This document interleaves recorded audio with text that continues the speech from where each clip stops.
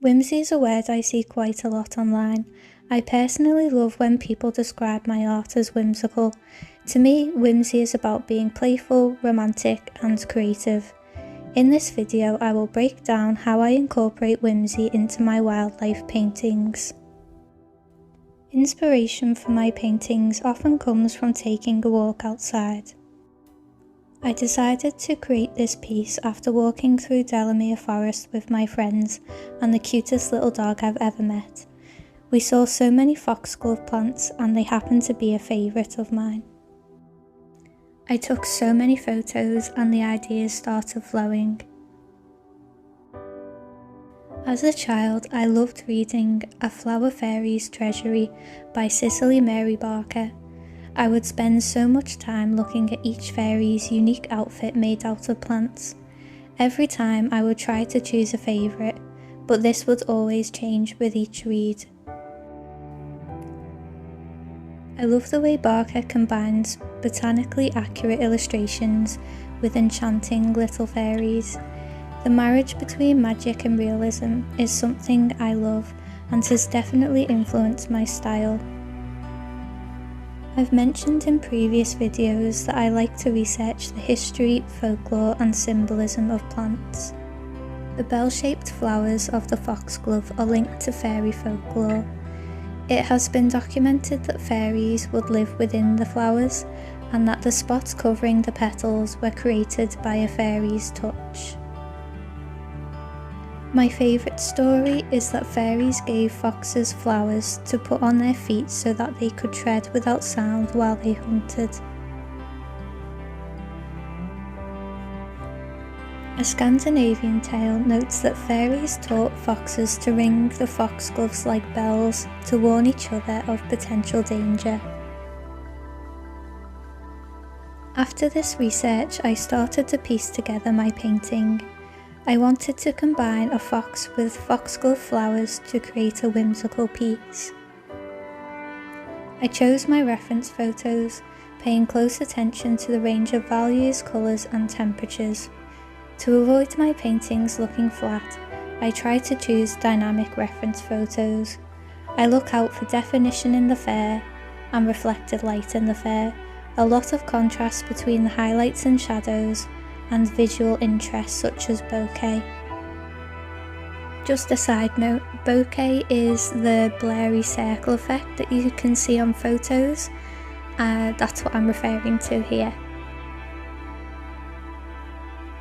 I created a digital sketch to map out the composition, and here I'll break down how I achieve a whimsical look.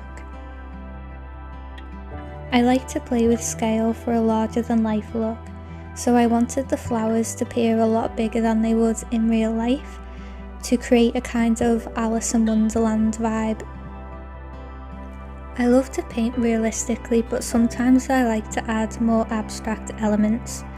For example, bokeh is great for this because the photo reference already has abstract elements within it, so it's easy for me to work with.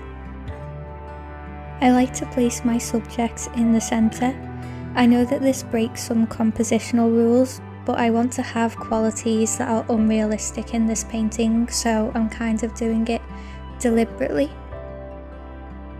I liked how the foxglove plant on the right naturally followed the shape of the fox, but to add balance and realism back into the piece, I made the design asymmetrical by having the foxglove on the left stand straight. So this painting begins like most of my paintings, and that's with a toned canvas.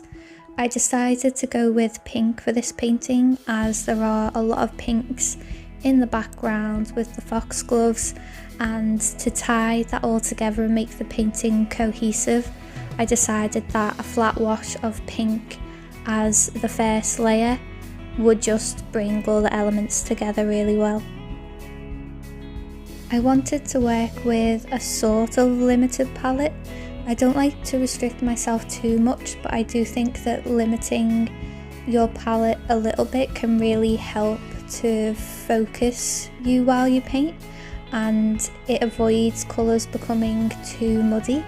So my main focus for this painting was the orange tones, pink, purple and greens. You will see that most of the colours in this painting, if not all of them, are very saturated. It depends what mood I'm in and what kind of painting I'm creating, but I generally like to turn up the saturation of my reference photos. Again, going back to that larger than life feeling, I do want to have this otherworldly effect, and I think an easy way to achieve this is to just make your colours pop even more by increasing the saturation. So this is why I'm using a lot of fluorescent colours. Fluorescent pink is the main colour within this painting, but even the fur of the fox, the original reference photo, the fur was a bit duller and more realistic, but I really wanted the bright orange and reds to shine through.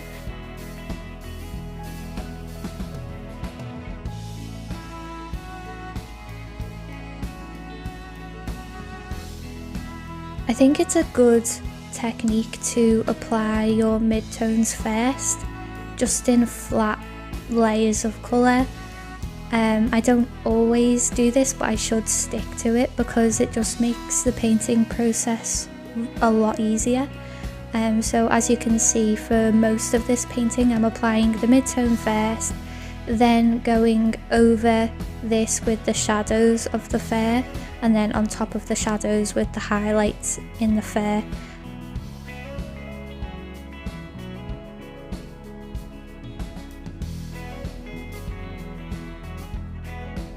There are a lot of low lights and shadows within the fur, and I used Prism Violet for these shadows. This is a transparent paint colour, so some of the shadows I built up in layers. I just thought that adding purple would create a nicer feeling than using blacks or greys. I wanted this to be quite a colourful, playful painting, so purples for the shadows seemed to be the right move to make. So I have a bit of a confession to make. Whenever I go to paint whiskers, I am absolutely terrified because they're usually one of the things that you paint later on when you've already done all the other layers, and there's just something really nerve-wracking about getting that perfect line. I'm not the best at it, but I've found that using rigger brushes are the easiest way to paint whiskers for me, and I like to slightly dilute the paint with a little touch of water just to make the application a bit smoother. Because I use acrylics, they can be a little bit tricky to handle, so yeah, that little drop of water mixed into the colour just helps me apply that a lot more smoothly. But yeah, I don't know about you, but I always like to watch whisker videos on Instagram.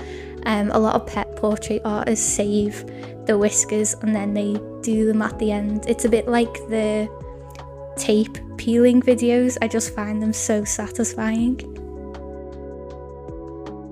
When it came to painting the foxgloves, I was really glad that I'd toned the canvas pink. It just made it a lot easier to create these really saturated flowers because there was already a decent base coat of pink to work with.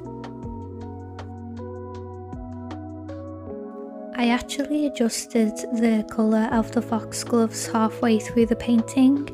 For the first half I was painting them as they appeared in the reference photo, a pale sort of pink colour, but as the painting progressed I wanted them to appear a lot more vibrant, so I gave them a lemon yellow / yellow green tint over the top, and I think they really pop against the purple background now.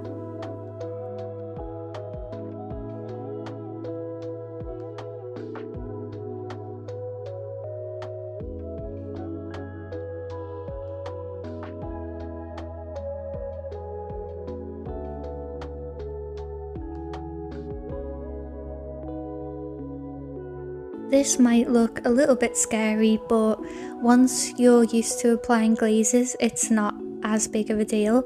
But here I wanted the fur to match a little bit more with the environment within the painting, and it was just looking a bit too grey, so I thought I would apply a pink glaze to show the pinks in the flowers reflecting in the fox's fur.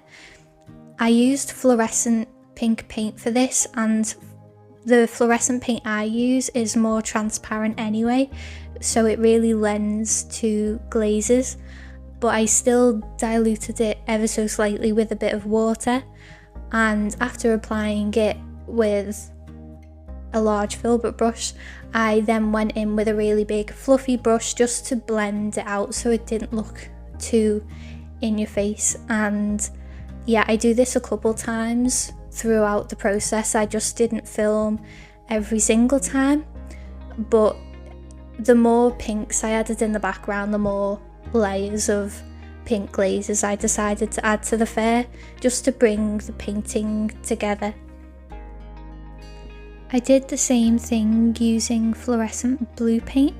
This is also a transparent paint colour, and I use this to put glazes over the more violet tones to make them more of a blue violet than a pink violet, because I wanted more depth and contrast within the background. It was looking a bit too pink and I didn't want it to look flat, so adding those blue shadows just created that extra bit of dimension that the piece needed. I still have a lot to learn about colour theory, but I do know some basics, and I really love to work with complementary colours within my work. In this piece, the main contrast was between, I'd say, the yellow green and the red violet. So with that in mind, when I was adding the leaves to the piece, I was adding more yellow to the green mix just to make the leaves pop that extra bit against the purpley violet background.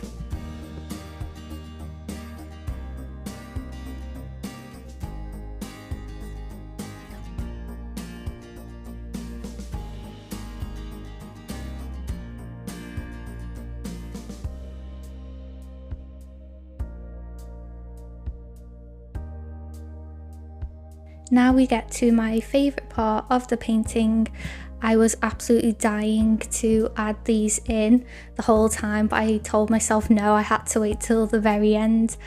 I have added sparkles to a few of my paintings in the past, and I just love the effect, so I knew I wanted to add them in this painting, and I used lemon yellow to really contrast against the violet and purple background.